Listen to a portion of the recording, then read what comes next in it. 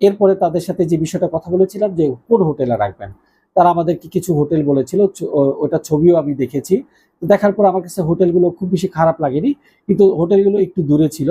যেহেতু তাদের economy package আমাদেরকে সম্ভবত 2 কিলোমিটারের কাছাকাছি একটা দুটা হোটেল মক্কা এবং মদিনাতে রাখার জন্য বলেছে, এবং তারা এটা নিশ্চিত করেছে যে হোটেলের ব্যবস্থাপনায় বাস আছে, যেটা সৌদি সরকার থেকে বাসগুলো বরাদ্দ থাকে।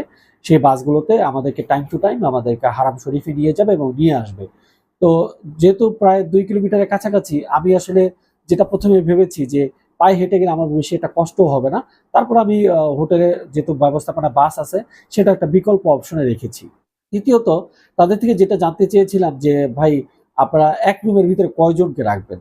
তো তারা বলেছে যে এক রুমের ভিতরে 4 জনকে রাখবে, কিন্তু 4 জনের সিঙ্গেল সিঙ্গেল বেড থাকে, আর সাথে একটা ওয়াশরুম থাকে। স্বাভাবিকভাবে যেহেতু আমল করতে যাচ্ছি, অনেকে একসাথে থাকলে খারাপ